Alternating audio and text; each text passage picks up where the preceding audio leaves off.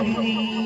ওগো দিদি, আজ আজ 12 বছর হয়ে গেল। আজ যখন আমরা দুটি বোন আনন্দিতে থাকি ওই কৈলাসপুরে, আজ আমাদের হাসিতে খেলিতে দিন যায়। যখন মাতার কথা শুনে পিতা আমাদের করেছে বনবাস, আজ আমরা বনবাসে আছি সেজিয়া পার্বতে উপবাসী যাই আজ এই সেজিয়া পার্বতে। দিদি, তাহলে বলো, আজ এই ধরাধামের মাঝে সকল দেবতার পূজা হয়, আর আমরা সেই মহাদেবের কন্যা হয়ে আজ বসে আছি এই সেজিয়া পার্বতে। দিদি, তাহলে বলো, এই তো আজ আমাদের পূজা হয় না কেন এই ধরাধামের মাঝে? আমাদের কেউ মা মা বলে ডাকে না কেন? দিদি, আজ যে আমরা 59 নাগ রয়ে থাকি, আজ মানব কুলে যতই মানব জাতি আছে, আমাদের দেখে ভাই, আমাদের দেখে কে পূজা করিবে? ভোগ দিদি, হ্যাঁ বউ, আজ যদি নাগমাতা নাগেশ্বরী 59 নাগের জননী, তাই আজ আমাদের পূজা হয় না এই ধরাধামে। ভোগ দিদি, বল। আজ যদি না হবে পূজায় ধরার মুখে, তাহলে কেন কেন পিতা জন্ম দিয়েছে এই ধরার মুখে? দিদি, তবে ঠিকই বলেছিস বউ, আজ বিমাতার কথা শুনে পিতা আমাদের করেছে বনবাস। আজ বনবাসী হয়ে সে জুয়ায় পড়ে থাকি, তবে আমার যুক্তি ধরে চল, আমার পিতা যে বিশ্বের পিতা, পিতার মুখিতে শুনিব মনসার। ভোগ দিদি, আজ তুমি কেমন কথা বলছো? দিদি, আজ পূজার জন্য যেতে হবে পিতার কৈলাসপুরে। বেশ বেশ দিদি, আজ অনেকদিন হয়ে গেছে আমি কৈলাসপুরে যাইনি, এবার আমি সেজে পড়ে যাব পিতার কৈলাসপুরে। আর যেভাবে পিতা আজ এই ধরাধামের মাঝে সকল দেবতার পূজা হয়, তাহলে বলো বলো পিতা আমাদের পূজা হয় না কেন? তবে চল বউ। তাই চলো, পদ্মা চললেন কৈলাসপুরে পূজার সন্ধানে। পদ্মা চললেন কৈলাসপুরে পূজার সন্ধানে। পদ্মা চললেন কৈলাসপুরে, সেজে পড়ে পদ্মাবতী ওঠে রাজপথে। পদ্মা চললেন কৈলাসপুরে পূজার সন্ধানে। পদ্মা চললেন কৈলাসপুরে, নাগের মাতা নাগের সরি জয় বিশ্বহরি। পদ্মা চললেন কৈলাসপুরে পূজার সন্ধানে। পদ্মা চললেন কৈলাসপুরে, পদ্মা চললেন কৈলাসপুরে পূজার সন্ধানে। পদ্মা চললেন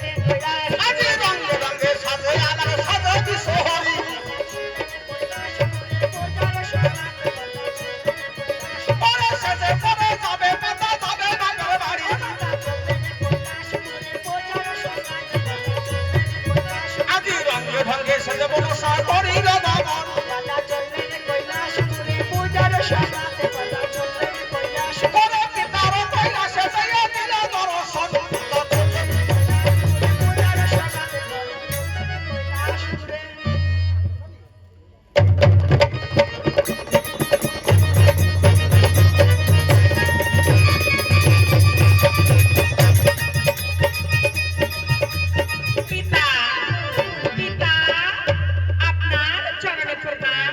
হই পিতা, সুখে থাকো কন্যা। কিসের জন্য আগমন এই কৈলাস ভুবন?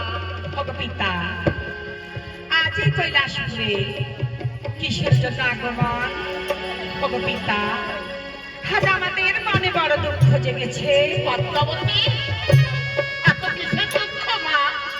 ওগো পিতা, আজ যখন আমাদের এনেছিল এই কৈলাসপুরে, আজ আমরা থাকি এই কৈলাসপুরের মাঝে, আজ আনন্দিত দিন যায় আমাদের এই কৈলাসপুর। পিতা, আজ যখন মাতার কথা শুনে আমাদের দ্বিগুণকে করেছ বনবাস, আজ আমরা বনবাসী আছি সেজিয়া পার্বতী উপবাসী যাই আজ এই সেজিয়া পার্বতী। পিতা, তাহলে বলো, আজ এই ধরাধামের মাঝে সব দেব দেবতার পূজা হয় আর আমরা সে তোমার কন্যা হয়ে আজ বসে আছি ওই সেজা পার্বতী। তাহলে বলো পিতা, আমাদের পূজা হয় না কেন?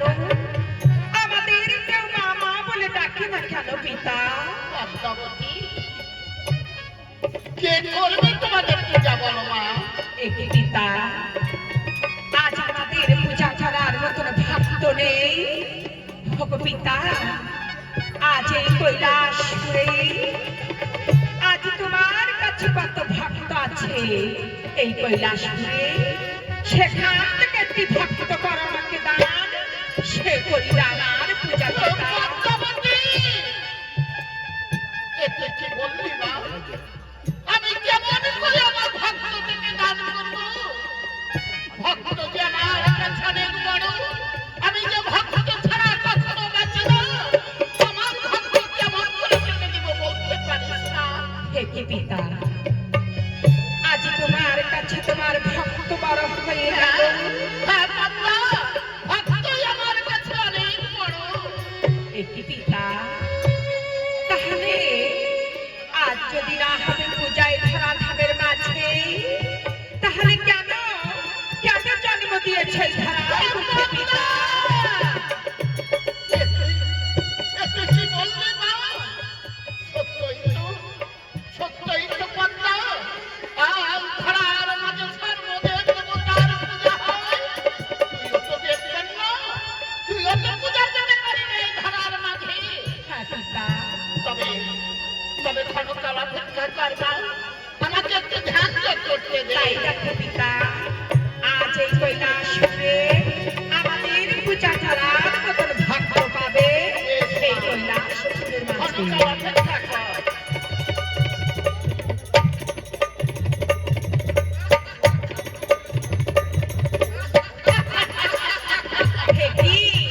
হে কি পিতা, আজ এমন ভাবে হেসেছ এই কৈলাসপুরে, আজ বুঝে এই কৈলাসপুরে আমাদের সঙ্গে ঠাট্টা করছো পিতা?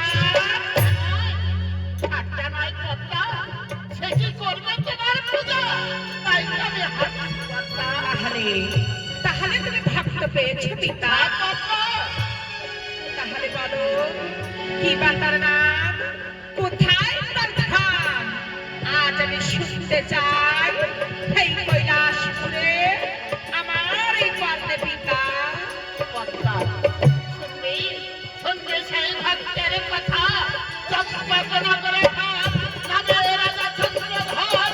হে নদীতে তোমার পূজা, তবে ধরার মাঝে প্রচার হবে।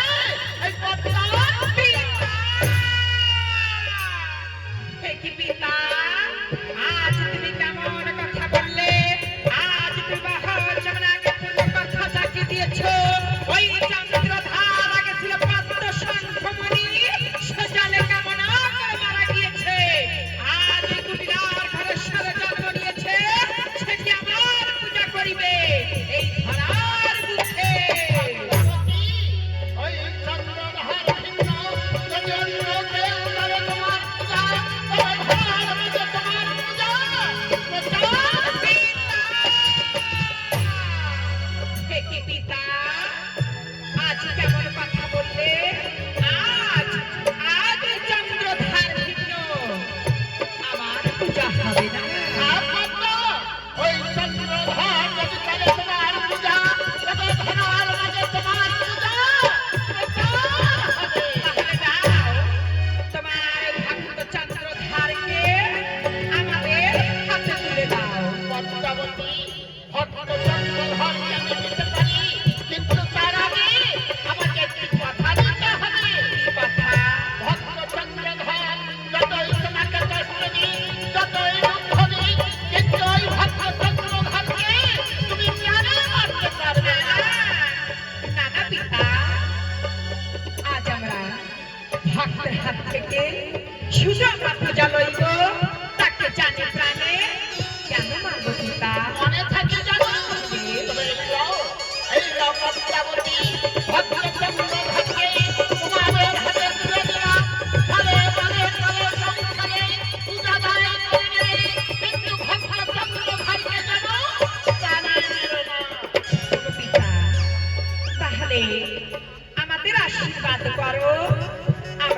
পূজা লইতে পারি ওই চম্পাক নগরে।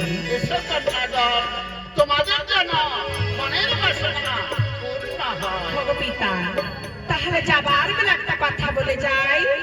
আজ আমি ছলে বাড়ি কৌশল্যা দায় করবো চন্দ্র হাত থেকে পূজা। আজ যদি নাহি করে চন্দ্রধার আমার পূজা, ওই চন্দ্রবান সেবাতি দিতে কাউকে রাখবো না। না তো দিদি, এই তো ভগিনী, তাহলে পিতা কি বলে গেল শুনেছি আমি সকলে কথা শুনে তাহলে এবার চলো চম্পাক নগরে। নদী পাড়ায় করে চলবো। ও দিদি চাহালো চাহালো ওরে আমরা দুই বোনে হয়ে যাব চম্পাক নগরে। দিদি চাহালো চাহালো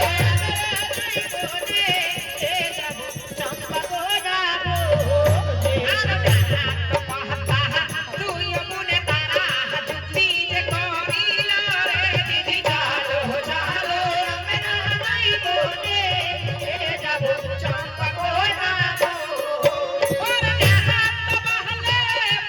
দিদি তুমি হপতি কানে বলো রে। দিদি চালো চালো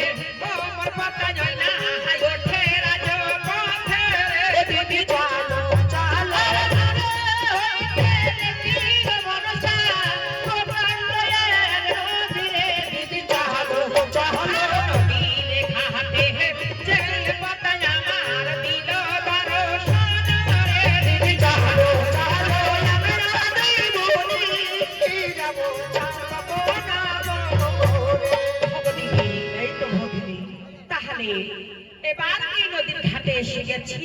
তাহলে বলো কেমন করে এই নদী পার হয়ে যাবো সেই চম্পাক নগরে? ভালো ভালো দুই ভাই আসিবে নদীর ঘাটে মৎস্য মরিবারে।